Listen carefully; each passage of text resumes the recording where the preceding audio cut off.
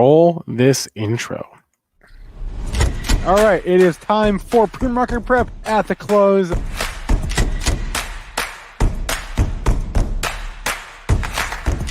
Three consecutive highs, opened, matched yesterday's low, and then once it took out there, that's all the breakout momentum traders needed. Joel, how are we doing? What's going on? You know that music wants me to show off my dance moves, man. No, you know that. Please don't. You know I can groove, Spencer. You saw me. You saw me at Dana's wedding. That's You true. know I can groove. I've seen you cut up a rug. I've seen it. Amongst all my talents, yeah.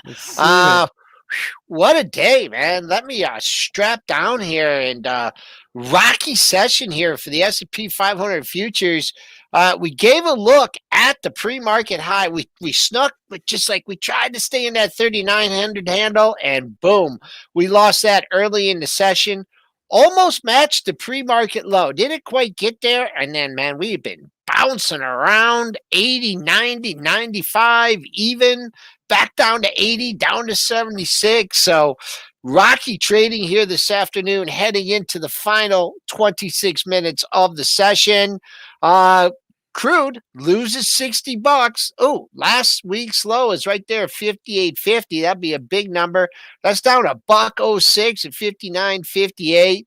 Gold makes a new low for the move, but won't roll over under 1,700, up $12.10 at 1735.10. Silver, that's in the green by 15 cents at 26.83, trying to get over 27. And Bitcoin, sellers at 50K again, folks. That's the high in the futures, just over 50,500. The low, 47,220. I am still keeping a very, very close eye on 45,000 in the Bitcoin futures. That's all I care about. I'm not looking at the cash. Spencer, what's on your radar today? Oh, just Rocket. Rocket, I'm not going to make any comments on today. Okay, someone in chat asked, Wade, did Raz sell his Rocket? No, Raz would sell his children before he sold his Rocket. Okay? No. He did not sell. If he did, I'd be stunned. Alan's laughing, but he knows it's true. All right. Anyway, so Rocket, you're not going to comment. It's up 68%. Today. I probably will not be commenting on Rocket for the remainder. Because on the remainder, your guys' stuff. Baby. This is above my pay grade, man. This is above my pay grade. Oh, not because you're getting down and dirty? All right. Well, first of all, full disclosure, I have no positions, and I will be taking no positions. I am flat, as they would say, flat, dumb, and happy, and I'm staying that way. You know what? Considering your luck, because you did own a piece of GameStop before the craziness happened, I would have thought maybe you bought some Rocket like 4 days ago, just like on a lark. Considering your luck, but no, I guess that didn't happen. No, I considered it. I we always talked about the undercut and rally, and I never got it. So flat, dumb, and happy in Rocket, and the full disclosure, and that'll be my full disclosure moving forward. All right, couple more things, and then we'll get Rob Friesen on from Bright Trading here in a few minutes. But did you see Benzinga today? They had earnings. I guess it was the last night or this morning. I don't remember when. They had earnings at some point in the overnight session there, and it's getting cracked. Yeah. Ooh, back down to $10. 2-for-1 stock split here. Boy, I hope Kolb's out of this thing. Boy, it just the street heading the right way into the report. Oh boy. I don't know if you want to catch the falling knife on the first day. 10 was some support back in December before it made its magical run to 22. So see what happens. Settles down at 10, but doesn't look like they're done selling this thing yet. And $10, a couple lows here, just under 10, and we'll take it from there. That's real. Like I said, this is from the point of origin, so it won't be like that the second time up, but coming into a support level. I was on mute there. Really, what I'm looking at, what jumped out to me besides Rocket today was just the follow-through on these earnings, right? So I mentioned Benzinga, but did you see Zoom? Tell me you saw Zoom today. I did see Zoom. It gave it back, huh? It gave all of it back. Not just some. It gave more. More of it back. Yeah, just too many people. Give me my money back. Give me my money back. Jeez Louise. Bag holders since middle of December. They got overdone in the look at that. I don't think this had in the regular session. This has had one 15-minute up bar, and it's working on its second. So fluid, man. And what was the open? The open in this 440 was on the 440 on the nose. I'm making that up. yeah, I bet you it's pretty darn close to it. The open was Oh wait, it was. I got 439.60. Oh, okay. If you went long off the open and it came back down through 439.60, shame on you, because that was an open and then it lost that open right away. But boy, oh boy, now we're back down. Whew, what a reversal. 2-day close is 73.61. Recent low of the move is after the 71.82. You don't have much down to 56.17.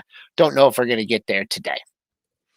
And then what was the last one that? Oh yeah, Neo. Did you see Neo? Yeah, Neo. And it's dragging down all of them with it. It's dragging down LI. It's dragging down XPEV. It's dragging them all down. It just did it here, and I'll bring this up for you folks looking at home. And when Triple D and I agree on something, it's probably a pretty good trade, because it just didn't look perky in the pre-market. Let me go to the 24-hour session to better illustrate this. I mean, we were talking about it in here, and it just looked heavy. Now, it did get a pop off the open. It tried to get it. I was talking about getting in the bottom of yesterday's range. It couldn't do that. Then the wheels came off the wagon. We took out that 43 low. Next low way down, there's a pair of lows at 42. So that's the last bastion of support for this issue. If not, you got some work to do. I believe I never saw another low at 38. So, I mean, they sold what, eight? They doubled their cars. They sold. Sequentially, year over year was a lot more. But man, 20,000 cars. Okay, come on, give me a break. If I could rewind for a second, Not Yoda says he's trying to cast the falling knife in Zoom as we speak. Good luck, Not Yoda. Don't kill yourself doing that, or maybe get stopped out. And also about Zoom's dividend. Zoom doesn't have a dividend, guys. So 0 would be the dividend on Zoom. $0.00. Okay, we're supposed to have Rob Friesen on from Bread Trading on in a couple of minutes, right, Joel? Yeah, I told him 3:40, so he should be. He'll be here momentarily, and correct me if I'm wrong. Is he Dennis's boss? Besides me, yeah. Besides you, obviously besides you. That's what I meant. I mean, Dennis kind of beats to his own drummer. No kidding. But he's a president of Bright Trading. Okay. If someone needs to give Dennis a talking to, which isn't very often, and that falls on Rob. It's Rob. Rob has a tough job. In the meantime, let's just do a couple of tickers from chat. If you have anything on your radar, drop them in chat. We'll take a look, and then we'll head into the close with Rob Friesen from Bright Trading. Can I ask you one question? He has some stuff he wants me to bring it up. If I just bring it over my chart, then it will show up, right? Or do I have to share? Or do I have to reshare? Are you sharing your whole screen? Or I'm just sharing the chart screen right now. Then you're going to have to stop the reshare and share whatever screen it's on. That's the answer to that. Well, I'm going to put it over this. That won't work. I don't think. That won't work? Okay, that's what I thought. That won't work. Yeah. Okay. Let's go. Chad's asking, all right, XL fleet. Did you see Rob yet or not? I don't see him in here yet. Okay, I'll keep an eye out. I'll text him if I don't. Can he do it on his phone? She'll be able to. Yeah, she'll be able to. Oh, XL Fleet. This is SPAC, right? Not anymore. Not anymore. It looks like it's turned the corner. $13. You found a buyer there at over a couple sessions. Actually, the low of the move was 13.31, but I think someone was really targeting the whole $14 area, because I see a 14.31 low, 14.20 low, 13.81. So there's your there's some institutional support. You got off the mat here. So don't know how high this is going to go, but you do know where you're wrong on this. So keeping an eye on that actual low of the move and a nice retracement. I mean, you got some air in here. First things first, you need to fill the gap up to 1611, which you already did. So I'll go to the high. Next target for this, 1757. That's your February 22nd high. That's not a real big target here. And if you really think this thing's got some legs, boom, just get back half of this move. I'm sure a lot of people like to see 24 and change, but got some stuck. I mean, because you had this long consolidation. Everyone thought it was a bottom at 20. No, it's not a bottom at 20. Now everyone's thinking it's a bottom at 13 and a half, 14. We'll see if that's the case, but it's going to struggle when it gets back to 20. All right, Sebastian's asking about Work. Sebastian, Work is going to trade with Salesforce. So Salesforce has gotten punished since their earnings report last week. It's down. Work is down with it. Work is not going to trade on its own. Work will do whatever Salesforce does. So yep, and let's see what CRM doing. Getting punished again. I got RM. Let me see CRM. I mean, it had a nice bounce off the acquisition. Got it back. Oh, danger, Real Robinson. Holy mackerel. Street leaning the right way into the report. The report is right. This is it. This is where you got to hold, folks. Right here. This low. I'm going to just move this low down here. Just as convenient as can be. Low 212.80 or 212.99 looks like the low. Let's call it 213 for those at home. Big old level. Where'd we get to today? Today we got to 1394. So it looks like it's come this far, this fast. It looks like you're going to get a test of that 213 low. He says he's logged in on his cell phone camera. Is that going to work? Yeah, but I don't see him here. So tell Rob I just emailed him. How about that? Okay. All right, I'll tell him that. Yeah, tell him I emailed him. In the meantime, who is this in chat? I want to get your name right. It's so many chats, and I want to say Patricia is watching Chevron right now. CVX. Oh my Lanta, guys! What is this? This is it is back to where it was pre-COVID. It's actually higher. It's actually higher. It got a little bit higher. We talked about this. We talked about that June high. Just kind of out of nowhere, this thing went to 103.59. You went to 104.96 yesterday. 103.80 is a high today. Really not taking a hit with crude oil yet, but man, who's asking about this? Patricia? Patricia wants to know. Patricia, keep an eye on 101.50. Okay, Patricia. Yesterday's low. 101.40. Today's low 101.71. You are $1.50 above that. I just don't like the gap, and I just don't like the candle. He says he can't hear anything. Well, he's not. Yeah, he's not even in the studio right now. So okay, he's wherever he is. He's in the wrong place. Okay. I emailed him the correct link. Okay. So don't know where Rob is. Oh, he says some good stuff. Here, let me make sure. Yeah, I sent him the right link. Well, I'm sure he'll be on in a second. I wouldn't worry about it. S&P's battling back. We were at 38, 76, 77 and change. Back up in the 38.80 handle. Man, this area has been chop suey today. So let's see if we can hold in the 80 handle here going into the close. Turbo J wants to know, is the market correction here? Is the market? Man, you people get scared easily. I'm just going to reiterate. Wait, what percent are we off all-time highs? Like 1%? Yeah, not much. 1% off he said there was nothing. I'm trying to. You sure you put it in the email? Yep, I emailed his Bright email address. Okay. So tell him to check that. But guys, we're like 1% or less off of all-time highs. Give me a break. Call me when we're like 5% off the all-time high. Okay. Market until then, no. Okay. I'll give my market. My broad market thoughts is that I thought this was going to happen. I mean, I dreamed about this on the weekend. You We were going to dreamed? have a higher open on Monday, and then we were going to fade like a dog. And we just kept on going, ripped my face off.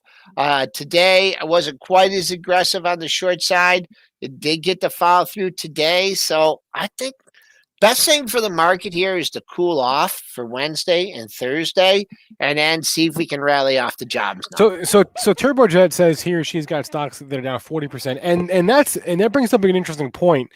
For the last 5 or so years, whatever, the stocks that went up the most were the largest stocks, the FANG stocks, right? But that's not been the case for the past few months. So if you're investing in smaller stocks, in mid caps, in small caps, or even micro caps, or anything that's not a large cap or mega cap, then yeah, your stocks are not going to move the market. They may not move with the rest of the market, and they're going to have no bearing on what the broad-based indices do. So when you say, I'm sorry, Spencer, what email did you send that to him?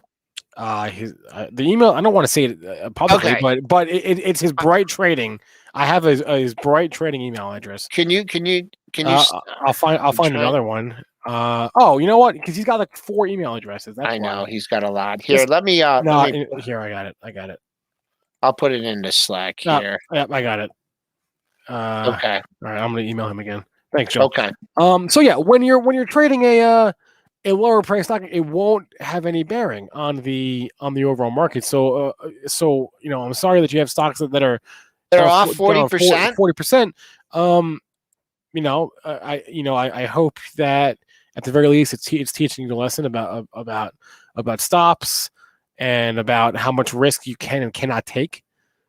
But right. Yeah. So okay, let's go to stick with your original plan on that. That's what I would say. Whatever your original plan with, stick with it. All right. Someone asked about Ford. I always forget that I'm long Ford. I really do. Yeah, because it doesn't move. I seriously forget that I'm long Ford. Let me just type this into you to make sure, because Rob had some good stuff. I got it, Joel. I got it. Okay. Fords. Let's take a look at Ford. I would say a little bit of a down day of the market. If it's big old day. Holy mackerel. Man, this busted out. Look at that, 1262. That's a clean breakout. And what did I do? I told you when it came back down to 12, that's when I was going to re-enter my long. And I did it. And look at this. Busting out. Maybe start thinking, is it too early to start thinking about $13 here? Great move. Is there news on Ford today? Oh, good question. Good question, Joel. Yeah. No news, huh? It's just getting some Detroit love.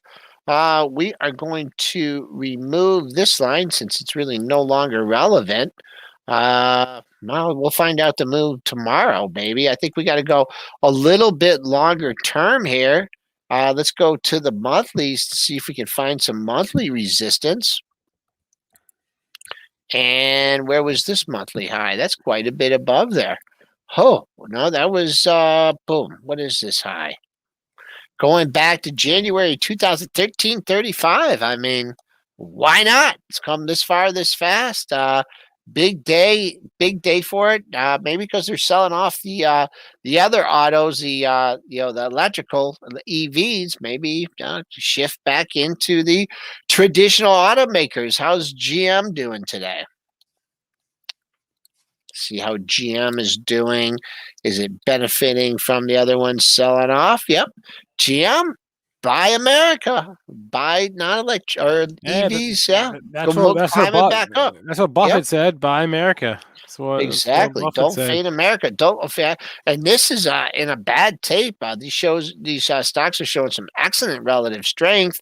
They've just been GM has been perky more as of late. Ford has been mounting a rally. Overall, a relative performance on Ford has been horrible.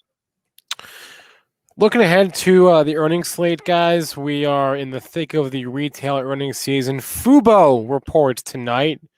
FUBO, Fubo TV.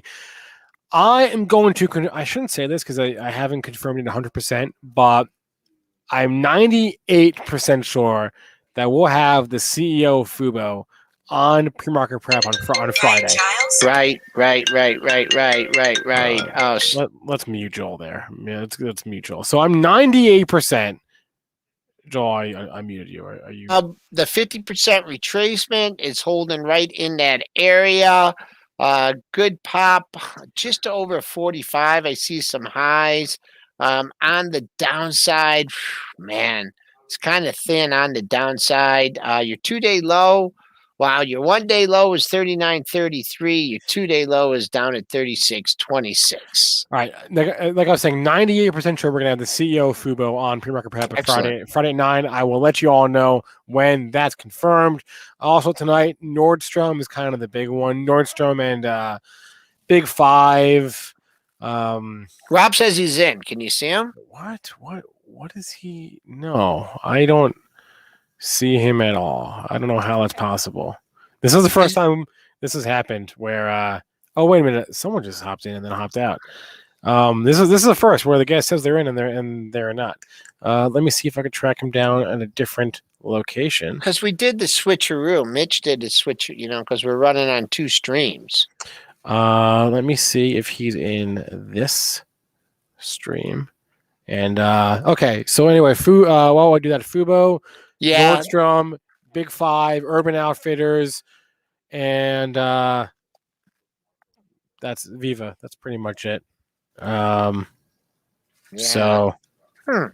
not much. And then tomorrow morning, Dollar Tree, and that's a mover. I don't know. Not much tomorrow morning, guys. I'm sorry. That's it. The big ones are going to be later Wednesday afternoon and Thursday. We got Costco on Thursday. We got Smile Direct Club. We've got Splunk. We got Snowflake. We got BJ's. Ooh, Dollar Tree's sold off here. Straight leaning bearish into the report. Costco had lobster tails that were like $1.50. Yeah, I spent $250 at Costco over the weekend. I beat you. Ridiculous. 370. Those lobster tails definitely tacked it on there. Dan P's got it right. Oh, that's not the one. He just said you should buy the hot dogs. You get out there for $1.50. That's what he's getting. Yeah. Oh yeah, and the pizza slices for $1. S&P's tailing off here into the close. Man, I really wanted to get. All right, Rob. We got Rob. He's in the process. I see his avatar. Looks like his camera's off. But let's see if we can get his mic on. Can Rob, you hear me? We hear you. Well, how come it's not working? I was logged in on the cell phone there for a long time. I don't know. I know that StreamYard I've heard it has problems with mobile, but we've had some successes in the past. I don't know why it wasn't working for you. I'm sorry about that. Oh, no worries. Okay, that's why I don't have a camera available, but I can rattle off this stuff here. You don't need to see me. Yeah. Okay. All right. Let me share the screen here. Let's go full screen. You can illustrate what you're talking about, Rob. This is CCI, right? Yeah. Oh, you can see it. Well, yeah, I just could. Yeah. There we go. Joel, leave it, Joel. Okay. Just wanted to give you guys an example of how people often either buy something that's discounted or short something that's gone up a lot, but they're not taking into account what really happens next. And so through our database, we constantly mine information so that we're more informed. And so in this case here, even though CCI has gone down so much, it's gone down. This is now the 7th day in a row. The odds of it being an up day tomorrow for this particular stock is actually 50-50. So what would be better is if you can scroll down a little bit there. Can you explain what the CCI is? It's just CCI is the stock Crown, whatever. Crown Castle. CCI here. Let's see. Channel. It's Crown. We're not talking about an indicator. We're talking about Crown Castle National. It's NYSE traded stock. It's sorry. A REIT, right? Okay. Go ahead. So we're not talking about an indicator. We're talking about the actual stock has fallen for 6 days in a row. Now 7. Today is 7. So I'm looking at, okay, what if I search for this stock and see what it's done afterwards, the next day, open to close, it doesn't look too attractive for me. So even though it's at a discount, even though it's gone down so much, not quite interested. So what about if it goes down again another day? Scroll down to that one. So after 8 days in a row, wow, this is much better. We have positive odds, 66.7% chance of being up, open to close. And if that was to come to the corresponding area of support, if you go back to the chart, scroll back up to the chart there. Yeah, I mean, look at that support level. It would be great to have another down day in a row, kind of line up with that, with the expectation of an open to close being positive. That would be a trade that I would find attractive. Okay. All right. So let's look at a different angle. What if you wanted to do a pair trade? Let's say you're looking at Petrobras and Vale against maybe the Brazilian ETF, which is EW Zebra. What if you were doing that? You could look today at overnight returns. So you could see how the stocks are performing going into the close. And I can tell you right now that Vale is much higher in terms of overnight returns and the next day open to close returns than would be what's the symbol on that one, Rob? So VALE. Okay, that's right. Okay. So if you wanted to pair this with the Brazilian ETF EW Zebra, putting it on gives you a positive expectation for an overnight return and an open to close performance the following day as well. So if I had a choice, I go, okay, I've got PBR here, I've got EW Zebra, and I've got Vale. What should I do? I would construct a pair trade with going long VALE and going short EW Zebra. Again, that gives you not only a hedged position, but it also gives you a positive expectation for the trade. Okay. All right. Things like that. We like to work off numbers, not just charts, not just opinions, not just news, but we like to look at it from a probability basis. Hey, Rob, are you still active on Twitter or no? Me, I've never really been on Twitter because I noticed your pair trading is such a part of your personality that you made your handle as Pairco. Is that right? Yeah, we used to have a company called Pairco. Okay. My handle's still Pair Trader on Skype and everything else. But that's how much pairs are a part of your being. They're a part of a fiber of your being. Well, the thing with pairs is that when you're looking at a long career and you want to be insulated from the market events that can happen. I mean, certainly we're in a really bullish phase of the market these days. And so people don't often think about hedging, or they don't think about the risk of, a rare event occurring. They just think of the bull side right now. But, if you want a long career, you want to preserve capital and you want to be adequately compensated for the risk that you're taking, right? So within pairs, it's not only scalable, but you can also do things like trade around a core position. I'm going to be talking about that in the webinar that I'm doing tomorrow after the market. If anyone wants to join in, maybe you can post that sure. that link. But we have a link to that? We're going to talk about scale trading and trading around a core position and how to really get production.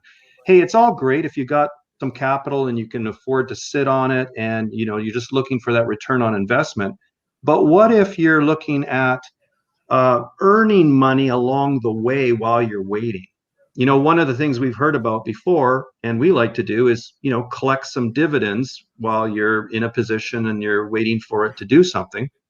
Same thing could be said to earning money from scale trading and trading around a core position. Now, here's the tension. Here's always the tension, guys.